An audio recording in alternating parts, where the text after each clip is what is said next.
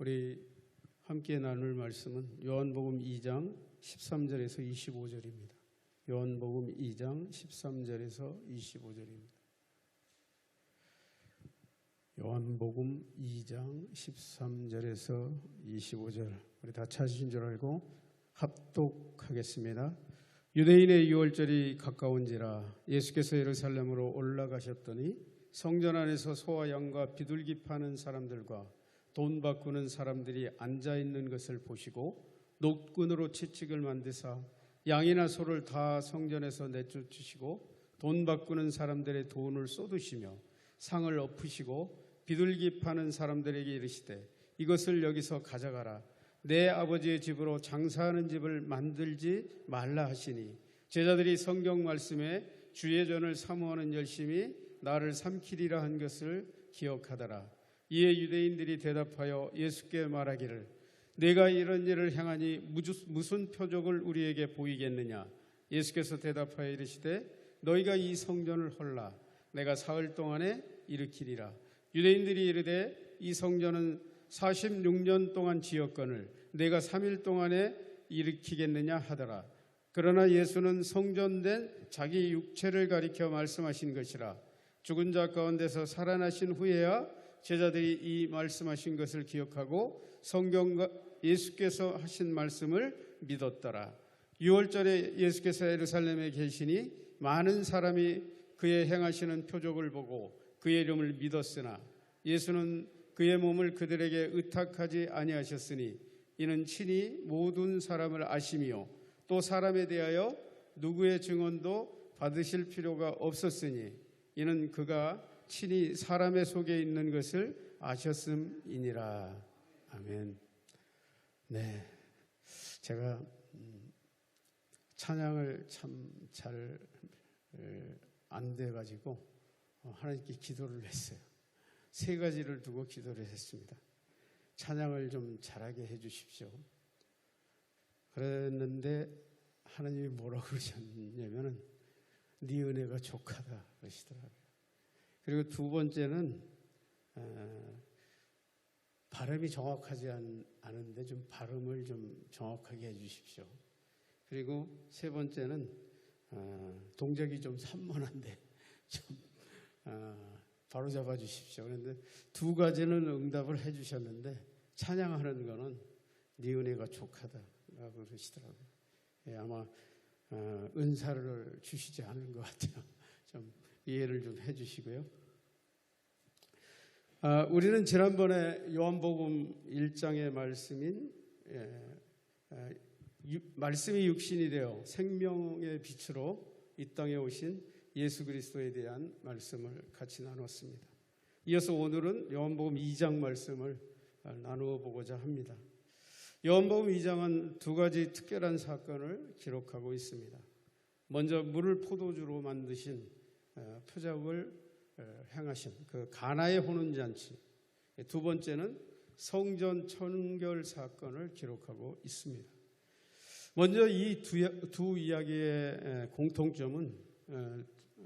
공통점을 가지고 있는데요. 물로 포도주로 만든 사건은 예수님의 첫 번째 표적이었고요. 성전을 정결케 하신 일도 두 번이 있었는데 이 오늘 본문은 첫 번째 성전 청결 사건입니다. 먼저 예수님의 이 혼인잔치 이 표적에서 잔치는 분명히 신랑과 신부 그리고 친지들의 기쁨을 의미합니다.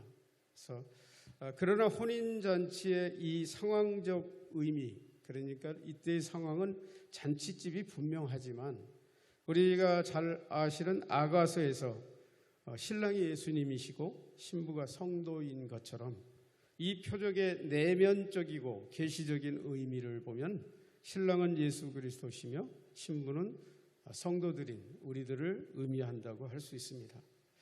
그러므로 예수님의 첫 표적의 의미는 신랑 되시는 예수님과 신부인 성도들이 기뻐하는 천국 잔치의 의미가 깔려 있다라고 보시면 될 것입니다. 그러므로 여기서 예수님의 모친 마리아가 예수님께 포도주를 구하는 그 일은 주님을 향한 성도들의 믿음과 기도를 의미합니다. 또 종들이 물을 채우고 연회장에 갖다 준 것은 성도들이 믿음과 순종을 했다는 의미입니다.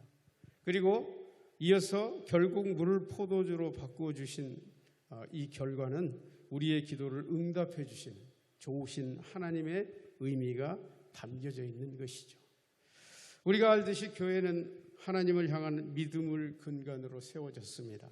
그러나 교회 안에는 두 가지 정도의 종류의 사람들로 구성되어 있다고 볼 수 있습니다. 먼저 무슨 일이든지 하나님의 관점에서 생각하는 하나님 중심의 믿음이죠. 그리고 또 다른 사람들은 매사의 원인을 타인의 관점으로 생각하고 세상의 관점으로, 환경의 관점으로 돌리는 그런 사람도 있죠. 그러므로 먼저 전자는 무슨 일을 만나든지 그 상황에 대해 먼저 하나님을 찾습니다. 그리고 하나님께 그 뜻을 묻죠. 그리고 후자는 무슨 일이든지 그 원인을 밖에서 찾으려고 노력하죠. 그러나 데살로니가전서 5장 15절 16절의 말씀은 항상 기뻐하라, 쉬지 말고 기도하라, 범사에 감사하라. 이는 그러한 삶을 살라는 명령이시죠. 이 명령은 어떤 기뻐할 조건이나 또는 기도할 조건, 감사할 조건도 아닌 무조건적이라는 것이죠.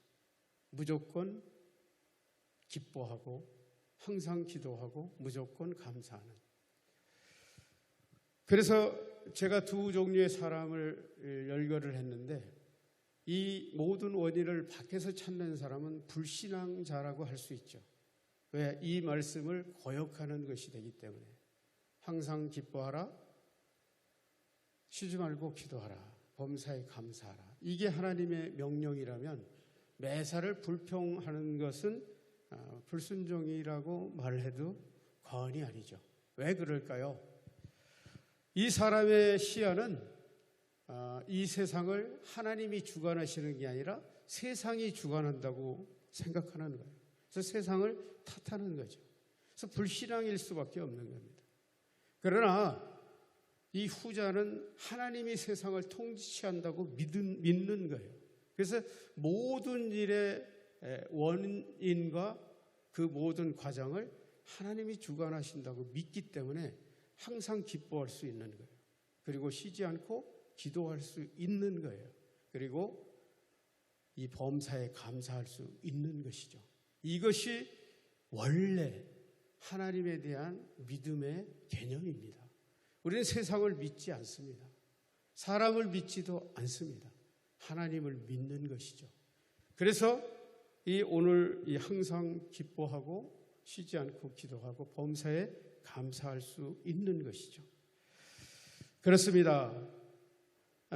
오늘 그리고 이 본문에 이어서 예수님의 청결 사건은 우리에게 매우 중요한 그런 교훈과 감동적인 메시지를 던져주시는 말씀이죠. 먼저 거룩해야 할 성전 제사의 주변에서 일어나는 그 여러 가지 탐욕적인 상거래와 의례적인 제사, 이러한 자기중심적으로 살아가는 당시의 눈먼 사두개파 제사장들과 또 거기에 또 함께 장사하며 살아가는 사람들의 모습이 보입니다. 예수님은 15, 16절에 보면 노끈으로 채찍을 만드사 양이나 소를 다 성전에서 내쫓으시고 돈 바꾸는 사람들의 돈을 쏟으시며 상을 엎으시고 비둘기 파는 사람들에게 이르시되 이것을 여기서 가져가라. 내 아버지 집으로 장사하는 집을 만들지 말라 하시니. 세상의 관점으로 살아가므로 하나님의 뜻은 안중에도 없는 그 타락해버린 제도에 의한 이권의 눈먼 지도자들 그리고 장사꾼들을 예수님은 강하게 책망하시는 것이죠. 그리고 말씀하십니다.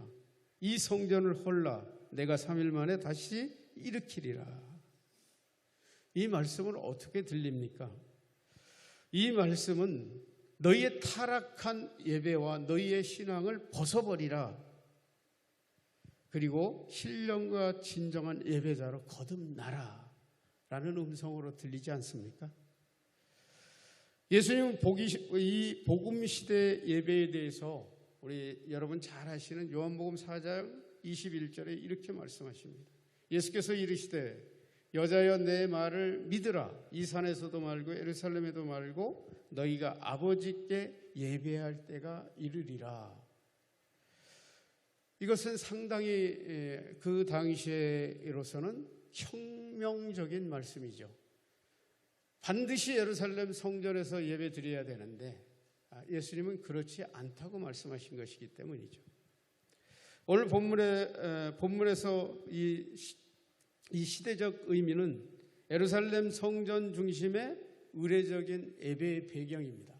지금은 짐승을 잡아 제사를 지내는 그런 의례를 행하는 예배의 시대였죠. 그러나 이것은 이 예수님의 말씀은 이제는 그것이 끝나고 그 성전을 그 의례들을 파하고 예수 그리스도를 통하여 심령의 변화를 입은 성령을 통한 신령과 진정의 예배를 말씀하신다고도 할 수 있습니다. 즉 건물 중심의 의례적인 예배에서 말씀이 육신이 되어 오신 예수 그리스도의 말씀과 성령의 감동으로 드려지는 그런 예배를 말씀하고 계시는 거죠. 즉 성전 신앙을 초월하는 삶의 전 영역에서의 예배자로서 살아가라는 말씀으로 들려진다는 것입니다. 그리고 훗날 주님의 제자들이 실제로 그런 일을 체험하죠. 예루살렘 교회에서 안주하고 있을 때 하나님은 가혹한 핍박으로 모든 제자들을 세상 각처로 흩으시고 온 세상에 복음이 전파되게 하셨죠. 그리고 그 시대의 그리스도인들은 그러나 낭망하지 않았다는 거예요. 이 하나님의 뜻에 순종하여 그들이 가는 곳마다 복음을 전해서 가는 곳마다 교회가 세워졌다는 사실이죠. 그리고 그 교회들이 이어서 당당하게 다음 세대인 우리 세대까지 왔다는 사실입니다. 마찬가지로 지금 우리에게 이 코로나19 시대는 어쩌면 다시 우리의 예수님 그 시대, 예수님 이후 시대, 제자 시대에 예루살렘에서 흩어져서 사방으로 흩어졌던 그리고 안디옥에까지 갔던 그런 교회 시대를 연상하게 된다는 얘기죠. 이는 이 시대가 주님을 새롭게 하는 역사의 분수령일 수도 있다라는 것입니다. 그러므로 우리는 비대면 예배라는 장애물 앞에서 원망과 불평으로 세상을 탓하며 복음 전파와 예배가 중단돼야 되는가? 결코 그렇지 않다는 것입니다. 결코 그렇지 않다는 것입니다. 하나님은 이 어려운 코로나 시대에 복음을 이어갈 책임을 이 세대, 즉 우리에게 맡기셨다는 사실입니다. 그러므로 지금의 코로나19 시대는 고난의 터널이 아니라 하나님의 뜻을 발견하고 우리들의 변화를 통해 넘어가야 할 지금 우리들에게 맡겨주신 사명의 길이라는 사실입니다. 피하려고 해서 피해지는 길이 아니라는 거예요. 우리는 반드시 이 시대에 이 어둠의 터널을 복음을 들고 통과해야 된다는 사실입니다. 그러므로 오늘 본문은 이 땅에 오신 예수 그리스도께서 타락한 세상의 구원 사역의 의미인 가장 예언적이고 가장 계시적인 의미를 함축하고 있는 그런 본문이라고 할 수 있습니다. 이는 또한 이 시대를 살아가는 우리가 어떻게 살아가야 할지를 가장 분명하게 교훈하시는 말씀이라고도 할 수 있을 것입니다.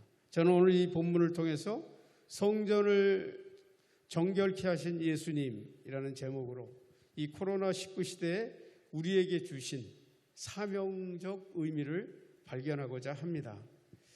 성전을 정결케 하신 예수님, 첫 번째 성전을 흩으셨습니다. 우리 13절에서 15절 같이 한번 읽어볼까요? 시작.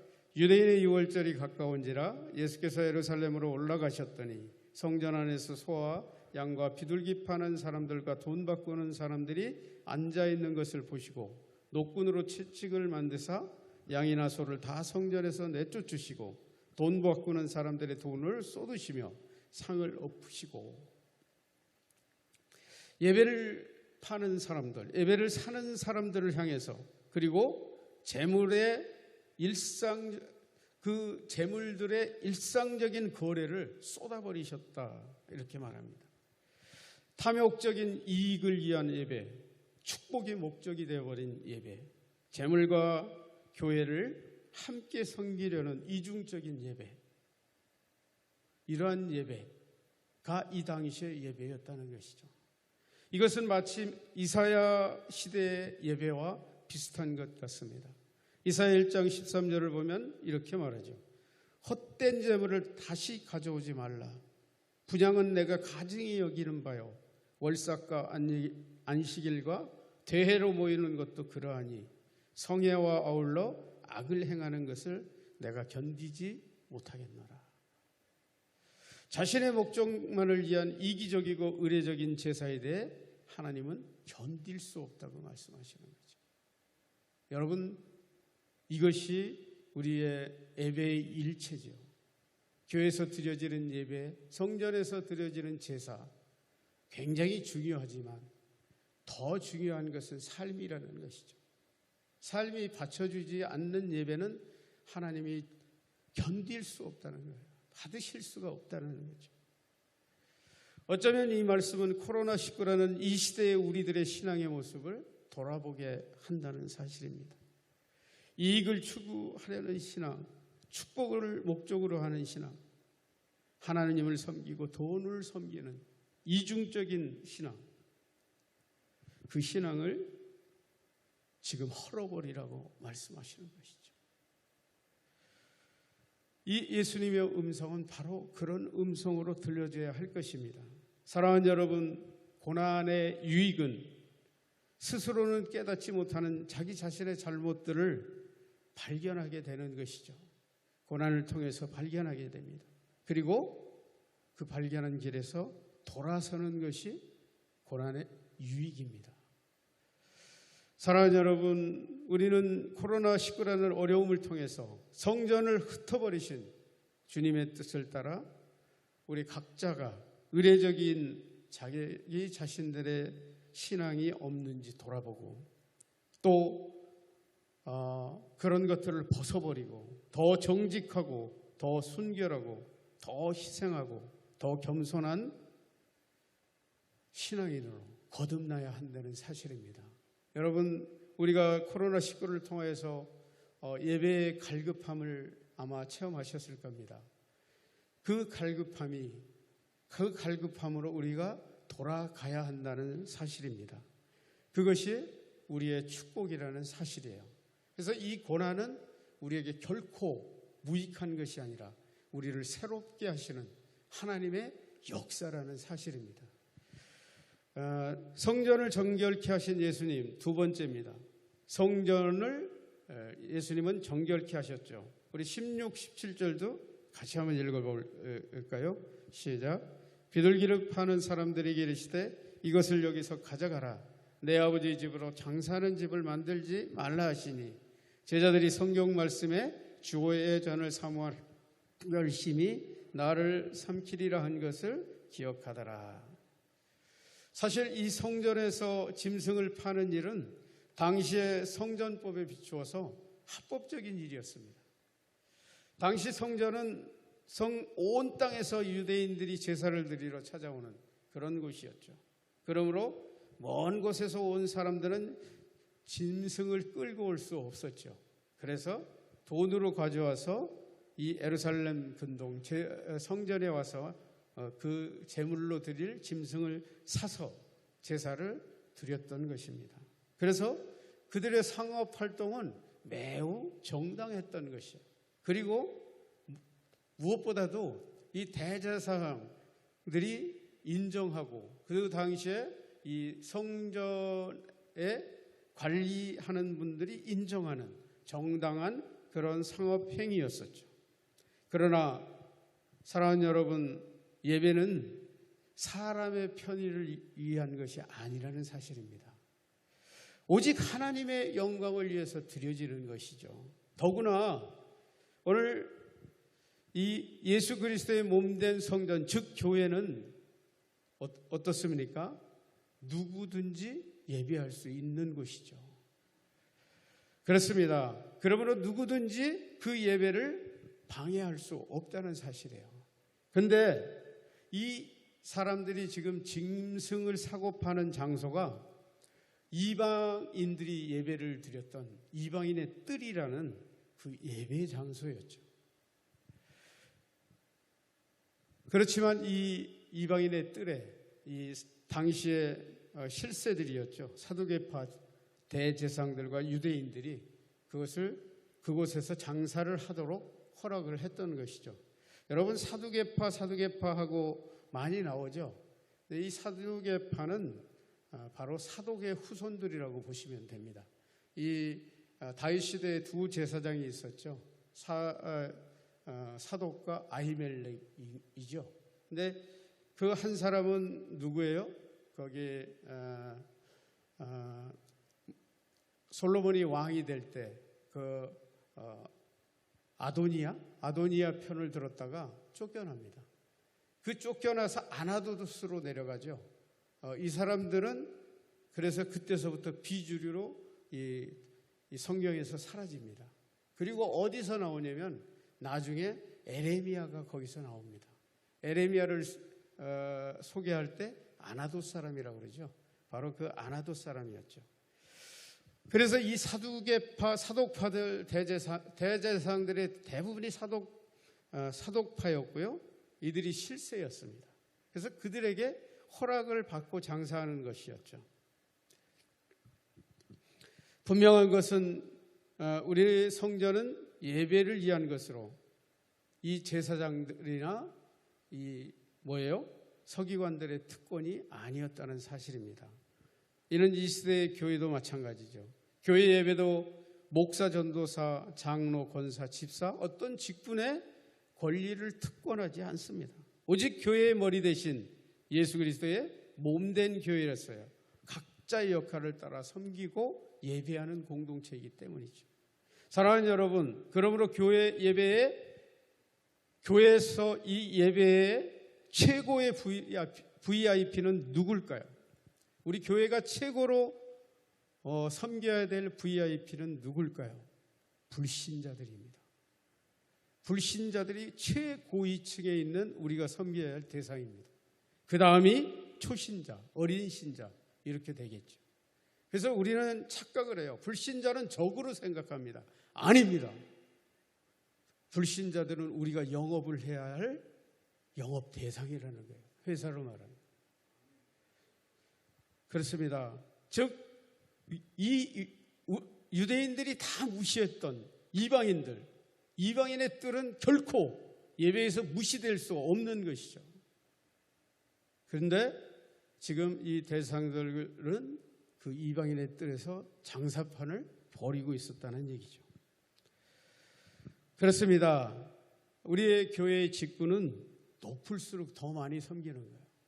그래서 우리 광은교회는 담임 목사님 최고 많이 섬기시잖아요. 저는 사실 가끔 그런 생각을 해요. 담임 목사님 하면 참 힘들겠다. 설교를 몇 편씩 준비해야지. 초상나면 다 찾아가야지. 신방해야지. 되게 힘들 것 같아요. 그렇다는 거예요. 우리는 높을수록 섬겨야 된다는 거예요. 장로는 죄송합니다, 장로님. 어깨에 힘주고 있는 게 아니라는 거예요. 섬김의 자리라는 거예요. 권사도 마찬가지. 다 마찬가지라는 거예요. 그리고 더 중요한 것, 더 많이 섬기는 게 축복이라는 거예요. 더 많이 섬길 수 있는 게 축복이라는 거예요. 그러므로 예수님은 기득권을 주장하는 신앙에서 섬기는 신앙으로 우리를 이끌어 가시는 거예요. 그래서 나는 평안하다가 좋은 게 아니라는 거예요. 많은 사람들을 섬길 수 있는 것이 우리 그리스도인의 축복이고요. 그게 행복인 거죠. 이는 기독교의 본질입니다. 우리는 희생의 종교라고 얘기하죠. 사랑하는 여러분, 더 낮아지고 섬기고 희생하여 더 청결한 신앙인으로 축복을 받으시기를 우리 주님의 이름으로 축원드립니다. 성전을 정결케 하신 예수님 세 번째, 성전을 새롭게 하십니다. 우리 18절에서 21절인데요. 우리 같이 한번 읽겠습니다. 시작. 이에 유대인들이 대답하여 예수께 말하기를 내가 이런 일을 향하니 무슨 표적을 우리에게 보이겠느냐. 예수께서 대답하여 이르시되 너희가 이 성전을 헐라 내가 사흘 동안에 일으키리라. 유대인들이 이르시되 이 성전은 46년 동안 지었거늘 내가 3일 동안에 일으키겠느냐 하더라. 그러나 예수는 성전된 자기 육체를 가리켜 말씀하신 것이라. 유대인들이 예수님께 대답합니다. 내가 이런 일을 행하는데 우리가 인정할 무슨 표적이 있느냐라고 묻는 것이죠. 성전에서 짐승을 사고 파는 일은 앞에서 언급한 것처럼 사람들의 편의를 위한 합법적인 것인데 네가 뭔데 방해하느냐 이거죠. 무슨 권한으로 이런 일을 하느냐. 이 모든 성전법이 인정하고 다 합법적으로 하는 일을 왜 방해하느냐. 너는 누구냐. 이게 이 사람들의 얘기죠. 그래서 네가 이 합법적인 것을 뒤집어 엎을 만한 그런 표적이 있느냐라고 묻는 것이죠. 왜 이렇게 물었을까요? 아마 이 사람들에게는 예수님의 가나의 혼인잔치에서 물을 포도주로 만드신 표적의 이야기를 들었을 것 같습니다. 그러므로 유대인들은 너는 성전의 권세를 초월하는 어떤 표적을 보일 수 있겠느냐라고 말하는 것이죠. 예수님 말씀하십니다. 너희가 이 성전을 허물어 버리라. 내가 3일 동안에 다시 새롭게 하리라. 일으키리라. 여러분, 이 예수님의 이야기는 이게 그 당시의 사람들에게는 아주 참남한 말이라고 할까요? 성전을 신성시하는 하나님처럼 여기는 이 시대의 사람들에게 성전을 헐어버리라는 말은 혁명적인 얘기라고 할 수 있죠. 그런데 예수님은 분명하게 얘기하십니다. 이 성전을 헐어버리라. 내가 사흘 만에 다시 새롭게 하리라. 이런 말씀이죠. 이것이 무슨 의미일까요? 이것은 죄로 얼룩진 인간의 죄악을 인해 죽으셔야 하는 예수 그리스도의 십자가를 의미하는 것이죠. 그리고 죄악으로 타락한 인간의 구원을 위해서 예수님이 다시 부활하셔야 했던 것을 말하는 것입니다. 왜? 22절을 보면 이렇게 말하고 있거든요. 죽은 자 가운데서 살아나신 후에야 제자들이 이 말씀하신 것을 기억하고 성경에서 예수께서 하신 말씀을 믿었더라. 십자가를 믿지 못했던 제자들, 그러나 이 일 후에 예수님의 십자가를 믿게 되었다. 그것을 말씀하시는지 깨닫게 되었다. 이런 얘기들이죠. 비록 훗날이었지만 제자들은 이 말씀의 의미들을 깨닫고 믿었다는 거예요. 사랑하는 여러분, 믿음이 무엇일까요? 믿음은 바로 하나님의 말씀을 깨닫고 믿는 거예요. 아무거나 믿는 것이 아니라 믿습니다가 믿음이 아니라 하나님의 말씀을 붙들고 믿는 것이죠. 즉 예수께서 이 땅에 오신 목적과 그의 죽으시고 부활하신 의미를 분명하게 제자들은 깨닫고 믿었던 것이죠. 그렇습니다. 믿음의 대상은 무엇이죠? 믿음의 대상은 예수님의 표적이 아니라 예수님의 말씀이라는 거예요.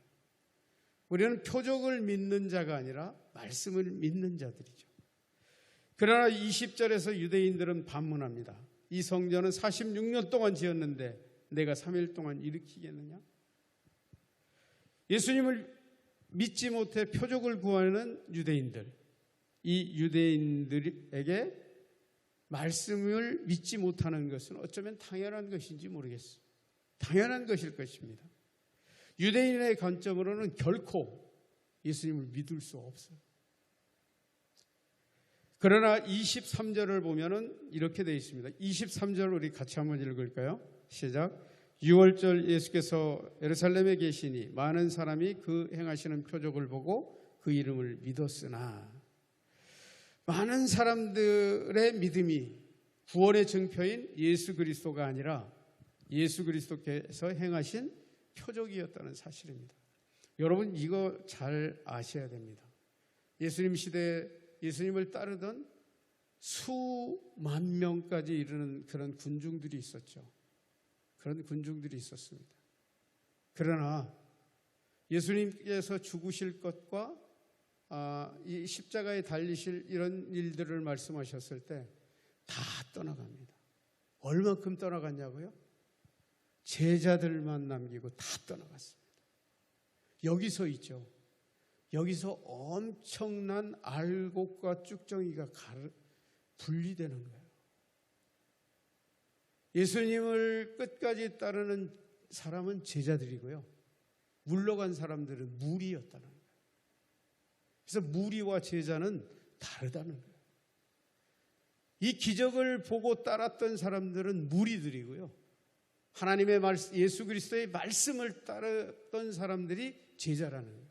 그래서 뭐라고 얘기합니까? 베드로가 예수님께서 제자들에게 너희도 가려느냐 했을 때 제자가 뭐라고 얘기합니까? 주여, 진리의 말씀이 여기 계시오는데 우리가 누구에게로 가리이까? 말씀을 믿는 자들이 제자였다는 사실입니다. 그러나 이 수많은 무리들은 표적을 믿고 떠나가는 것들을 볼 수 있죠. 사랑하는 여러분, 히브리서 11장 1절은 그렇게 말하죠. 믿음은 바라는 것들의 실상이요 보이지 않는 것들의 증거니, 표적을 보고 믿는 것이 아니라는 거예요. 오직 예수 그리스도의 말씀하신 그대로 듣고 믿는 것이 믿음이라는 사실입니다. 그러므로 24절에는 그렇게 얘기합니다. 예수는 그의 몸을 그들에게 의탁하지 아니하셨으니 이는 친히 모든 사람을 아심이요. 예수님은 누가 제자인지 누가 무리인지 아셨다는 거예요. 다 아셨다는 거예요. 물어볼 필요도 없이. 그래서 우리가 믿는 척해서 믿는 자가 아니라 예수님은 다 아신다는 거예요. 누가 진짜인지 가짜인지. 25절에도 그 이유를 말합니다. 예수님은 사람들에 대해서 누구의 말을 들을 필요가 없이 친히 각 사람의 속을 알고 계셨습니다. 우리 안에 우리가 말씀을 믿는지 표적을 믿는지 아신다라는 거예요. 이 말씀은 교회의 머리 되신 예수님께서는 누가 진정한 믿는 자이고 누가 기복적인 믿음인지 다 알고 계신다는 얘기예요. 사랑하는 여러분, 만일 저와 여러분이 이 의례적이고 세속적이고 기복적인 또 이기적인 믿음이었다면 우리는 그러한 세속적인 믿음에서 과감하게 돌아서야 된다는 것이죠. 이 어려움들은 우리의 신앙을 돌아보게 한다는 거예요. 다시 돌아보게. 그렇습니다. 예수 그리스도께서는 코로나19를 통해서 우리들의 이기적이고 독선적이고 자기 중심적인 신앙의 모습을 들러 엎으셨습니다. 우리의 마음을 낱낱이 드러내셨습니다. 세상에 가짜들 다 드러났잖아요. 다 드러나잖아요.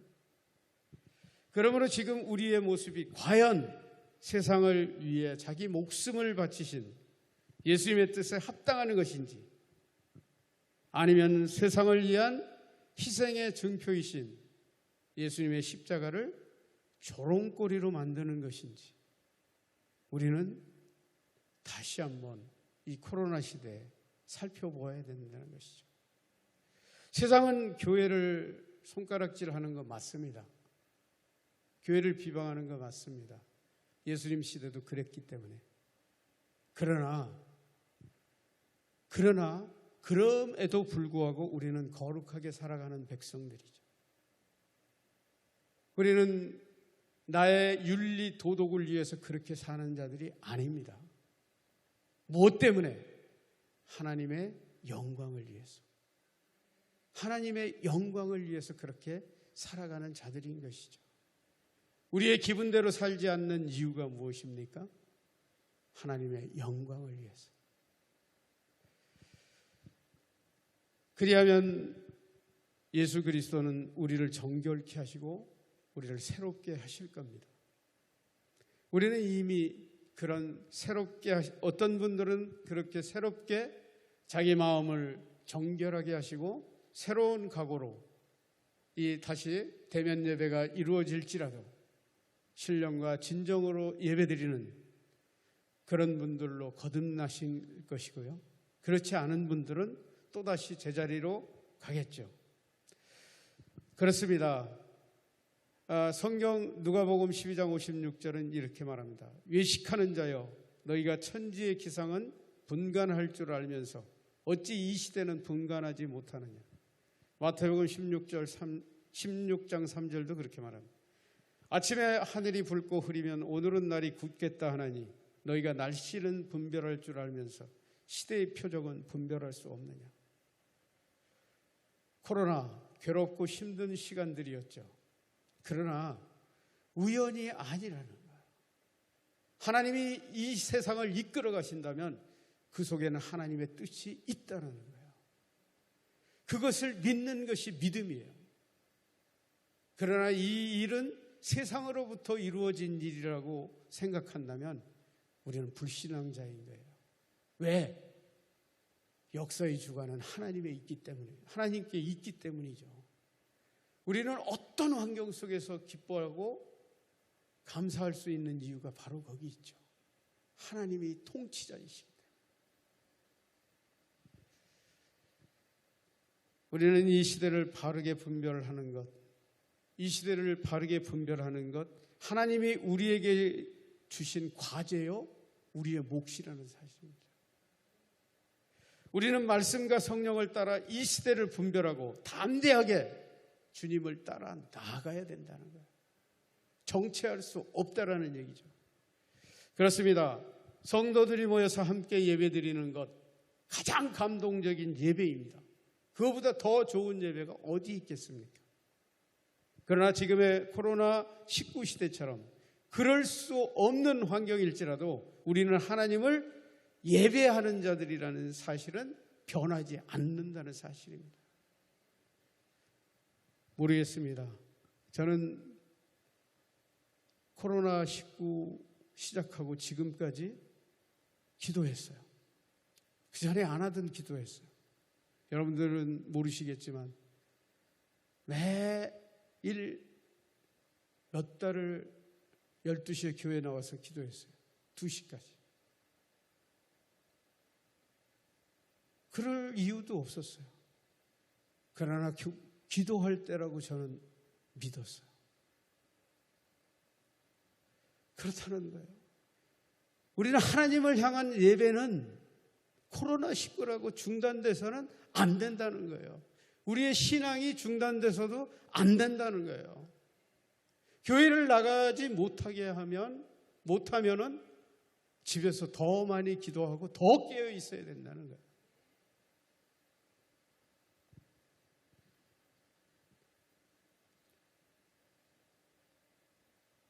저와 여러분, 하나님이 택하여 세우신 하나님의 사람들이에요. 이 하나님이 이러한 일을 하셨을 때는 내가 있는 곳에서 열심히 살아야 되는 거예요. 비록 교회에 나오지 못하죠. 집안에 있으면 가족들과 함께, 직장에 있으면 직장인들과 함께 그렇게 살아가야 된다는 얘기입니다. 결국 우리가 코로나19라는 이 시대를 맞이하여 우리의 신앙이 교회 안에서만 신앙이었다면 우리는 교회 밖의 신앙으로 지경을 넓혀가야 된다는 얘기입니다. 그래서 제한적이고 일상적인 신앙에서 언제 어느 곳에서라도 신앙인의 모습으로 살아가는 그러한 오토매틱이 되어야 된다는 얘기죠. 말씀을 정리하겠습니다. 저는 오늘 성전을 정결하게 하신 예수님이라는 제목으로 성전을 흩으신 예수님, 성전을 정결하게 하신 예수님, 성전을 새롭게 하실 예수님에 대해서 세 가지 소주제로 말씀을 전했습니다. 예수 그리스도를 믿는 것은 그냥 믿는다라고 말하는 그런 의례적인 게 아닙니다. 우리의 심령이 변화되고요, 우리의 영적 주소가 변화되고요, 우리의 삶의 방향이 변화되고요, 완전히 인생의 목적이 바뀌는 그런 엄청난 변화라는 거예요. 그 엄청난 변화, 내 생명보다도 더 귀중한 가치를 발견하고 그것을 따라가는 그러한 존재로 바뀌어진 것이죠. 그것을 갈라디아서 2장 20절은 말하고 있죠. 제가 읽겠습니다. 내가 그리스도와 함께 십자가에 못 박혔나니 그런즉 이제는 내가 사는 것이 아니요 오직 내 안에 그리스도께서 사는 것이라. 이제 내가 육체 가운데 사는 것은 나를 사랑하사 나를 위하여 자기 자신을 버리신 하나님의 아들을 믿는 믿음 안에서 사는 것이라.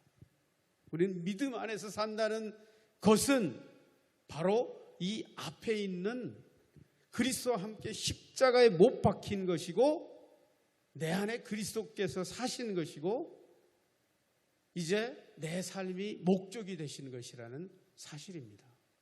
그게 그런 믿음 안에서 산다고 바울이 지금 고백하고 있는 것이죠. 이는 마치 오늘 본문에서 이 성전을 헐라 내가 3일 만에 일으키리라 라고 말씀하신 예수님께서 우리에게 하신 말씀과 일맥상통하다. 너희 자신의 지금 상태를 헐어버리라 이거예요. 내가 새롭게 하리라 이거예요. 과거의 틀을 깨뜨리라 이거예요. 내가 새롭게 하리라는 말씀이신 것이죠. 결국 우리는 바울의 고백처럼 살아도 주를 위하여 살고 죽어도 주를 위하여 죽나니 그러므로 사나 죽으나 우리가 주의 것이로다. 우리의 소유주가 바뀌었다라는 거예요. 옛날에는 내가 내 인생의 주인이었는데 지금은 예수 그리스도를 믿는 순간 예수님이 나의 주인이라는 주인이 바뀌었어요. 이 말씀처럼 우리의 승리의 비결은 바로 예수 그리스도를 바라보고 예수 그리스도와 함께 예수 그리스도의 영광을 위해서 살아가는 거예요. 그래서 이 일이 닥칠 때도 예수를 바라봐야 했었고요. 그리고 그분과 함께 했어야 했고요. 그분의 영광을 위해 살아갔어야 한다는 거예요.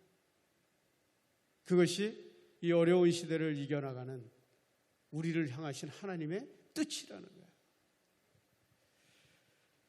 결국 코로나19 시대를 살아가는 진정한 지혜는 오직 예수 그리스도만을 바라보며 오직 예수 그리스도와 함께 오직 예수 그리스도의 영광을 위해서 달려가는 것이죠.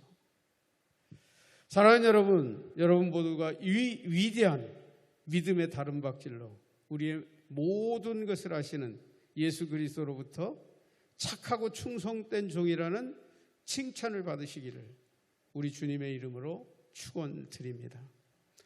기도하겠습니다.